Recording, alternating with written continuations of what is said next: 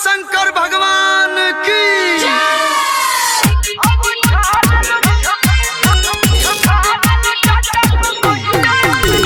presented by TD Production House, Sakili.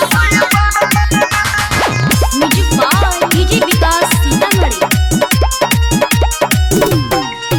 अरे powder Crimea लगाइला ना, पर्वत पर आसन सजाइला ना। अरे पाउडर क्रीमिया लगाइला ना, पर्वत पर आसन सजाइला ना। रोज खाता र भांग के गोला, आव झाड़ल जाटा का कोहिया से कमाले लगबे भोला। आव झाड़ल जाटा का कोहिया से बबाले लगबे बाबा।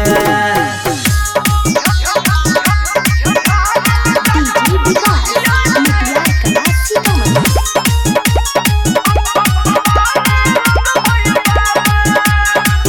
हाँ सब कमरिया आप तारे रौरे द्वारी संग हो। काहे कोरो तानी रौरा गौरा माता के तंग हो। सब कमरिया आप तारे रौरे द्वारी संग हो। काहे कोरो तानी रौरा गौरा माता के तंग हो। आज ले तानी भांग के झोला, आव झाड़ल जाटा का कोहिया से कमाले लगबे भोला। आव झाड़ल जाटा का कोहिया से बबाले लगबे बाबा।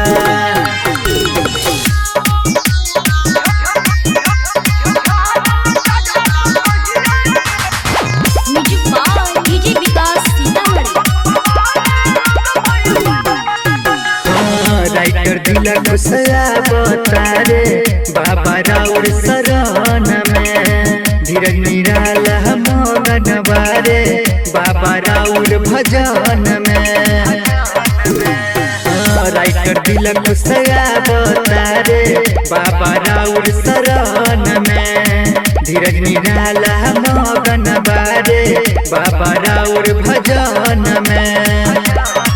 भांग छोड़ पिया कोको कोला, अब झाड़ल जाटा का कोहिया से कमाले लगबे भोला। अब झाड़ल जाटा का कोहिया से बवाले लगबे बाबा। अरे पाउडर क्रीमिया लगाइला ना, पर्वत पर आसन सजाइला ना। अरे पाउडर क्रीमिया लगाइला ना, पर्वत पर आसन सजाइला ना। रोज खाता र भांग के गोला, आव झाड़ल जाटा का कोहिया से कमाले लगबे भोला। आव झाड़ल जाटा का कोहिया से बबाले लगबे बाबा।